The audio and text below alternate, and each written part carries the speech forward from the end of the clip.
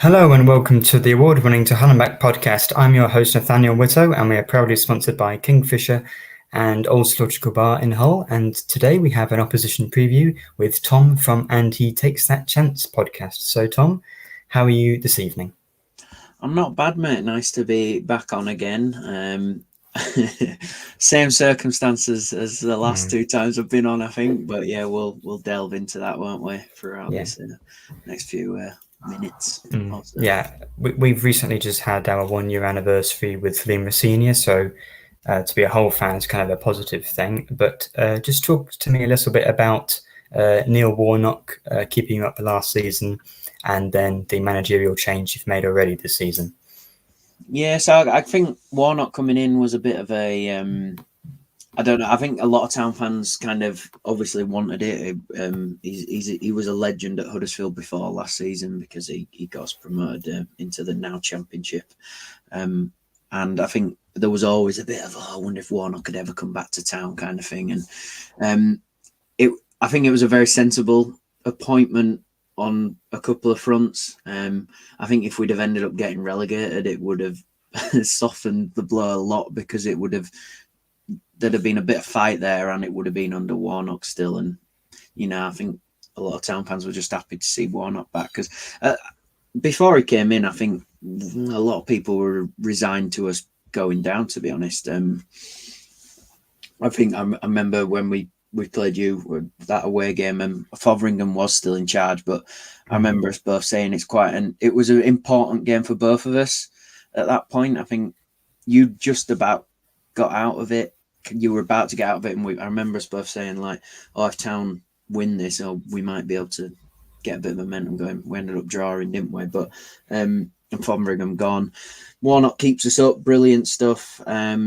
Celebration, everyone's kind of pinch of salt chanting 1 more year Warnock and all that, and then we get that over the summer and you're kind of thinking brilliant, what a sensible thing, because it's quite a big transition happening at Huddersfield now. We've got new owners, Kevin Nagel, American, only really just come in over the summer, so I mean it takes a lot of time to kind of build things up, and bringing in players and stuff like that isn't always that easy. Apparently there was a lot of I don't know, monetary things that weren't there this summer that kind of hindered us a bit in potentially signing players. So we'll see if that changes in January. But yeah, with Warnock, he's pretty much got the same team. So Warnock does, says a lot of things that maybe is a bit over the top, but saying he thinks this team is at least a playoff challenging team. And you think, yeah, fair enough. I mean, you ask any Huddersfield Town fan at the start of this year, and everyone was happy to have a nice, boring mid-table season because it's somewhat silly like the stat is like in the last 20 seasons or something like that. We've had maybe, I think it's 3 seasons where we've not either been involved in a relegation battle or a playoffs promotion thing. So it's been very stressful being a Huddersfield Town fan at that time. So it would have just been nice to have a really boring season. And with Warnock, we'd have got that. We'd have had stability. We'd have had that. I think you might have flirted with the playoffs, but it would have been mid-table, just a nice, safe season. And then obviously he is now gone. So, I mean, I think the last time Warnock had a full season was probably with Cardiff when they got relegated from the Premier League in 2019. So do you think it would have been stable, or do you think that at this stage he's better coming in later in the season? Maybe you could get him again in March. I don't think I think that's it. I think he's done with us now. You never know. He'll probably come back to someone else later in March. But it's funny, isn't it? I mean, he goes out on the press conference that announced he was leaving. He kind of goes out and says he was surprised. Him and Jepson were hoping to be there all the year, all season, or at least to Christmas. I think the way things were going, I mean, you could see the team was half decent, like it was solid. But there was also bits there where he's hinted at it. They didn't bring in players over summer. So I don't think he would have lasted the whole season anyway, even if he was still here. I think maybe we had him till Christmas, but I think we'd have had him till Christmas and he'd have kept us out of the bottom three. So it's an interesting one. I just think there's a Warnock factor about things. You know what I mean? He just knows the Championship so well. And the one thing in the back of my mind, and thankfully he didn't go to QPR, but when there was talk he was going to QPR, the first thing a lot of Huddersfield Town fans thought is there's just so much irony in that. Like, you get rid of a manager who is there to basically keep you in the league, then he's going to go to another team and possibly take that place. Do you know what I mean, from Huddersfield? So, yeah. I just hope he doesn't end up picking a job up in March in the Championship. That's all I'll say. Yeah, I'm sure he'll be in. You know, at this point, like, not to be too negative, but like, death is the only thing that's going to keep him from coming back to football, I think, at that point in the season.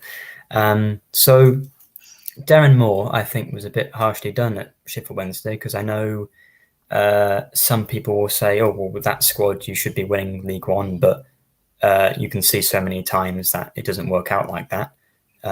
So he got them promoted, and I think they made a mistake because they're rubbish this season. So is Darren Moore a good enough replacement for Warnock to sort of justify getting rid of him at that point of the season? It's a huge question, this one that has been debated throughout the fan base a lot. I'd say you split into kind of three camps, where it's the diehard Warnocks, and it's like there's no life after Warnock. There's one that I think I'm probably in this one, where it's like I wasn't not diehard Warnock, but I just wanted Warnock for the security. I'd have taken Darren Moore. I'd have taken Darren Moore after Christmas. Do you know what I mean? That kind of thing. I'd have just loved us to build up kind of a decent amount of points before then. And then you have it in every kind of fan base, the people who just stick by whatever the club do. Do you know what I mean? Kind of thing. And this is everything I've heard from Sheffield Wednesday fans seems to be playing out very quickly for Town. He's a lovely bloke. He comes across great, but some of his tactical decisions have been very questionable. The only thing that I think he's got in his defence here is that the squad that he's been playing with these few games he's been in charge is very depleted. A lot of injuries going, and there's just no depth there. So it's very difficult for him to be playing players that don't have that experience, Championship experience, and kind of expecting a lot from him. But some of his decisions are just, it's just interesting. He makes the right decisions, but he makes the right decisions when we're 3-0 down already. Do you know what I mean? It's like, too late.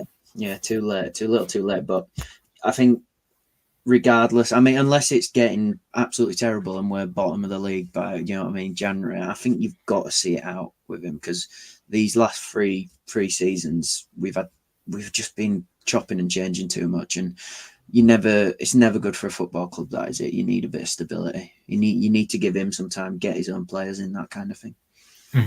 Yeah, quite right. I think it's probably a little bit comparable to what Birmingham have done, where sometimes you think, well, as you said, have Warnock till Christmas, make sure you're going to be staying up, and then you can hire a new manager and new things then. But it's weird to do it either when they did, rather than like January, maybe, when you've got possibility to sign some players, or in the summer, doing it when, I mean, Moore hasn't had the chance to buy his own players, has he really?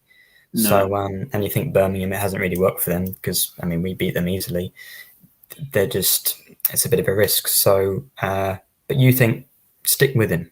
Yeah, I think stick with him, but there are question marks around it, in that sense, like if he was, because obviously he was available in the summer. I guess I don't 100% know the time frame, if I'm being honest, but they must have offered it Warnock before obviously Moore became available. But do you know what I mean? If inside that football world, they must have known that Darren Moore wasn't gonna, and the new ownership came out saying they had to act quickly on getting more in, and that was one of the reasons Warnock left. But that was also like, did you really have to act quickly if he's been out of the job for a few months? You know what I mean? He's been sat there waiting, but there was some talk about it was due to his contract at Wednesday anyway. But yeah, it just all seems a bit. Yeah, it's going to be very interesting anyway. I'll tell you that. It might be depressing, but there's always going to be something to talk about with Huddersfield Town. Yeah, well, tell me a little bit about your recent performances, because 1 win in 5, but 2 big defeats to Cardiff and Leeds, who are in good form. But what's been the issue? Because Huddersfield not in an awful position, a few points above the drop zone. But how have the performances been? Well, injuries have been a massive issue. So we've had a lot of players out, and we'll touch on this later when we go through Town players, I'm sure. But it looks like hopefully a few of them will be back for this, which will be nice, because we're just playing a lot of lads who are in the B team who I wouldn't say they're young. It's not like we're playing 17, 18-year-olds, but you're playing a lot of early 20-year-olds who probably haven't had enough championship football to be thrown in at places like Leeds and Birmingham away and things like that. Not that, do you know what I mean? St Andrews isn't the most intimidating thing, especially when they've got half the ground missing. But do you know, it is a lot to ask, but it's been a very mixed bag. So before the international break, I saw a lot of different kind of styles for me from Moore. I saw some really good stuff. So we played Ipswich at home, and we used the width really well. We were attacking down the flanks, and it was very direct. And I thought, this is good to see, using Sorba Thomas and Josh Koroma out wide and getting balls in the box. But then also, obviously he's been in charge of 3 games where we've conceded 4 goals. So the 4-0 away at Birmingham, 4-1 defeat away to Leeds, and the 4-0 home defeat to Cardiff. The Cardiff one's a bit of a freak one, though. It's one of those where you have, but when you actually look at the stats of the game, Town had a similar amount of shots as Cardiff. And when you look at the Cardiff goals, it's one of those where everything just fell to them at the right time. But it's that kind of game management stuff that I was touching on earlier, where it's you go 2-0 down, boof, you shore it up. It's just a little bit too late. This is what happened at Leeds. He 4-0 down at half time. He changes it completely, changes it to the better, where I know Leeds probably went down to 75%, 50%, but Town were really hard to break down, and Leeds didn't really have a sniff. It's just the smart. He needs to be he needs to be a bit quicker with his decisions. And sorry, I've been waffling so long. What were we on? We were on about how the performance has been. So it's been a very vaguely something about how they've been playing football. Yeah, the win was that one win was QPR, and we were very good for 20 minutes, and then we sat behind the ball for the rest of the game. So it's another example of it's like the tactics are probably right, but they're just never coming at the right time, which is a really interesting thing to watch. Yeah, I mean, at least you did get the win against QPR, because they're down there at the bottom. But when no one does it. I think psychologically it must be so brave to go for more goals when you're already winning in such an important game like that. But QPR are shocking. So, but that's it. You go 2-0 up, and we actually probably could have gone 3 or 4, and it was it was a weird moment in the game where you just saw everything just back off a bit, and you just inviting it on. Yeah, we conceded quite a few goals from set pieces this season as well, which is a bit worrying. Well, you won't concede one on Saturday. We've not scored from a set piece this season. Well, that's good. That's good to hear. Well, it might be a first anyway. We signed Scott Twine, who's allegedly the set piece specialist. Garbage.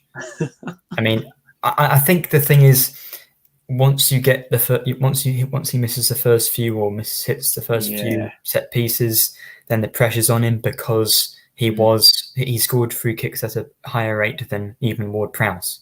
And now he just can't score any because, the confidence is gone. Yeah. But, so maybe if Huddersfield are rubbish at conceding, Yeah. corners and stuff, that maybe we can have a chance there. But so Huddersfield is usually a bit of a bogey game for us. The last 6 times we've played Huddersfield, we haven't had a win, or 7 times including before we were even in the Premier League, and we've lost 5 of those, as you mentioned, the draw. I've pretty much, the game against Huddersfield last season, the 1-1 draw, probably going to be similar this time. We've had a lot of 1-1 draws at home this year. That's the main thing we need to work on at home, is breaking these teams down. So how do you expect Huddersfield to play on Saturday, and who are the main good players in the Huddersfield team to look out for? I'd like to think he's learnt from. I like to think he's learnt from Watford, and when he's changed it and gone a bit more defensive when he knows he needs to do it. And when you're away from home, I think you've got to be doing that anyway. When you're in Huddersfield's position, where we've got a few injuries, squad's a bit light. So I'm going to say it'll be quite a defensive setup. Having said that, he hasn't done the press conference yet, but they put out a video today of them in training, and it looks like David Kasumu was training with the squad again, as was Danny Ward. Danny Ward probably I'm going to say Danny Ward won't start, but he might be on the bench. Sorba Thomas has been brilliant these last few games, especially with these injuries in. He's really injuries in, and we had Hogg out for I think he'd got God knows how many yellow cards, so he missed the last game. But Sorba Thomas has stepped up massively for me. I think he's been brilliant, like showing professionalism and a bit of maturity in his game, which I think he'd lacked the last couple of seasons. And I think the one thing I'll give Darren more credit to him, I think he's doing something with Sorba Thomas that maybe other managers haven't done since Carlos. I mean, Carlos got the best out of him in the sense that he knew how to exploit that kind of how good his delivery is. But I feel like Darren Moore's taken his overall game just to be a bit more, I don't know, giving him a bit more, just a bit more fight about him. Kind of taking a bit of Hogg into Sorba Thomas for me, just being a bit better. Lee Nichols will probably start in net. Then you probably have your back four of like Hellick, Lees, and Pearson. I think back three, and then probably be playing wing backs, which he seems to have played a few times this season. And then we're missing Jack Rudoni, who's been very good. That's been a very big miss for us. So you've got at the moment really in the middle. It's Hogg will be back at least, and then Ben Wiles, who we signed from Rotherham this summer. So it's sounding better than when we played Watford last week, because we had a number of B team lads stepping in. So it's just already. Thanks for making me talk through it, because it's making me feel a little bit better to know that we might have a few more of the first teamers back.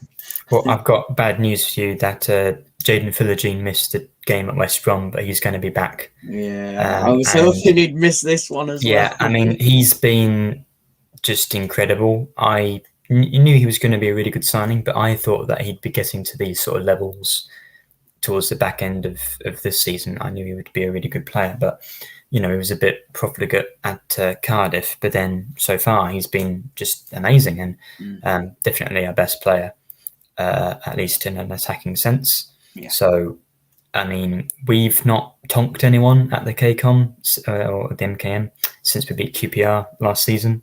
Will on the podcast has predicted us to win 3-0 since that game, and we've not yet done that. Yeah. So, I mean, I really hope this could be either 1-1 or a lucky Huddersfield win, as tends to happen against Huddersfield. But I hope we can get some goals. Glad you mentioned how good Sorba Thomas has been, because every week I do a combined lineup. I'll just get it up on the screen. But for people listening in, it's 9 Hull City players. And then I've included Sorba Thomas because our wingers are sometimes injured, or Philogene's been the only good one. Twine and Traore aren't really wingers. And then Helik at the back. So he scored. Is he your top scorer with 4 goals? So he is top scorer at the moment, centre back top goal scorer. Yeah. Yeah, I think that just shows that Says a you're lot. better at set pieces than we are. But speaking of goal scorers, I said I was going to ask you about this. What's the situation with Jordan Rhodes? Because I know City, I think we have a similar situation. We loaned out Oscar Estepinian, who was our top scorer last year. Rhodes tearing up at Blackpool. Should he come back in January? It's a great question.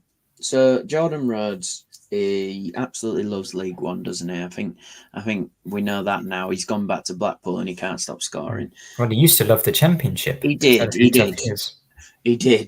But I just think if you want Jordan Rhodes to be successful, you build a squad around Jordan Rhodes. He needs that supply. He needs a lot of balls into the box.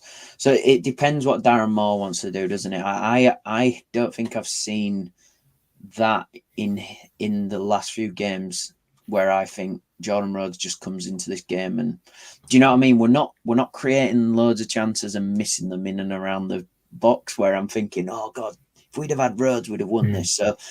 So maybe not, maybe.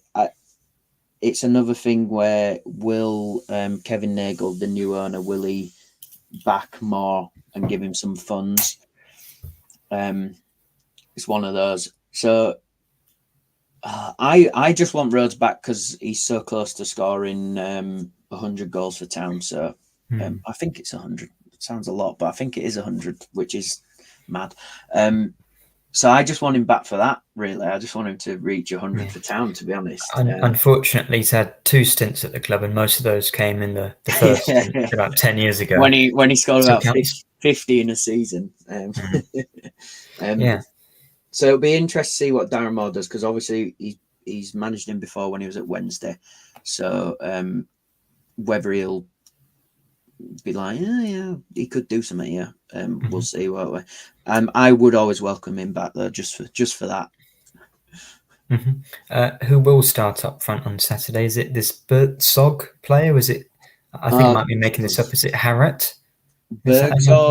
Bergsog has picked up an injury, and I talk about that video. He wasn't in the video, so I'm guessing he's going to be out for another couple of weeks, unfortunately, because he has been very good. So he's on loan from, probably getting this wrong, might be Mines. That sounds right. Yeah, he's on loan from Mines. He's I don't know if you ever remember, we had a player called Raji Van Lapara. It was like a attacking winger. So he reminds me a bit of him. He's very direct. He likes to be skillful. I don't know why I'm talking about him, because he's not going to be there, unfortunately. But I think he's been a shining light in these last few games of just someone who looks like they want to score goals and have a bit of fun. We had Kyle Hudlin. I don't know how tall he is, like 7 foot or something, up front against Watford. Over 200 centimetres, according to this. I don't think he didn't create anything in I didn't think he was going to score a goal, but his hold-up play was very good. There was a lot of times he got a long ball up to him, held it up, and laid it off really well. He's all right. He's an asset, and I always think if you're on the pitch, right, with 10 minutes to go and you see this 7 foot lad coming on up front and you're a defender, you're thinking, blooming out, who's this? What's he going to do? That kind of thing. I think he can make a few defenders a bit worried when he comes on. And then we've had young Harrett, who's from the academy, been playing up front, who's also, he's technically a very good player. He's a goal scorer, but I think he might need someone else up there with him. And Darren Moore's mainly been playing with kind of one lad up front at the moment, which is better for Danny Ward. So hopefully Wardy is fit. But it probably will be Harrett or Hudlin, I think. Or he might surprise you and put Josh Koroma up there, because it looks like he might be back as well.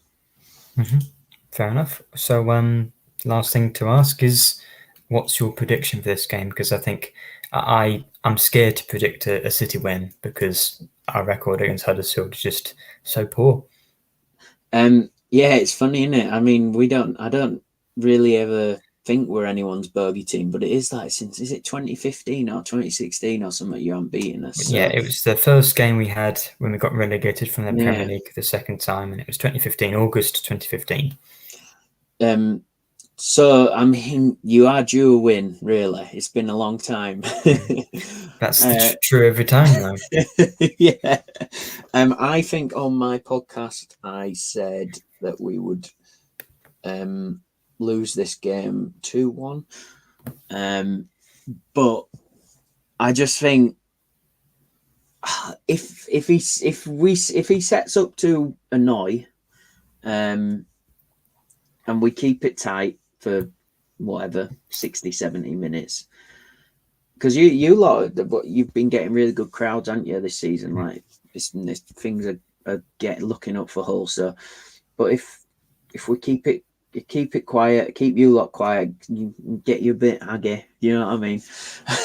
Yeah. You never know. Maybe we can nick a 0-0 or a 1-1. Yeah. But I just think the quality that you've got in there, especially going forward, just worries me a bit. So I'll say a 2-1 to Hull. Mm-hmm. Oh, wow. Fair enough. Yeah, I mean, Ants commented in saying, joking that would be 1-0 Huddersfield, but nah, and then comments again, nah, this is the year, 2-0 City. I mean, I really hope so. As I said, we have the opportunity to beat anyone easily at home because of the attacking options we have. They just don't though. I don't really know what it is, but under Vecina, we basically either only win away or only win at home. We very rarely are able to put a home win and an away win back to back. We did that last week and then lost at West Brom. So last home game we beat Preston. We needed that because we hadn't won in 5 games. We had 4 draws and a loss, or five draws and a loss. So I think hopefully, at the very least, I imagine Philogene could get a goal, so it could be 1-0. But I'm not that confident. I think we might just have enough. I don't have the confidence to predict anything more than 1 goal. So I'm going to say another 1-0 Philogene win, and if that's all it takes. But yeah, I imagine that setting up defensively against us like Plymouth did a few weeks ago, that is definitely the way to go against us, because if you play openly, we can beat you. That's what we like. That's what we do away from home. So yeah, Tom, thank you very much for coming on. Do you want to just shout out what you do? So I'm on the podcast Andy Takes That Chance, the Huddersfield Town podcast, and my Twitter is at Thomas Bradshaw, I think it is. So yeah, check it out. I do some doodles basically. If you do a bit of football stuff as well, so you never know, there might be a whole thing might pop up someday. Cool. Well, I've got one little shout out and then we can end the episode. I had the pleasure of meeting Lisa Dawson, who is married to Hull City coach Andy Dawson as well. So that's the link.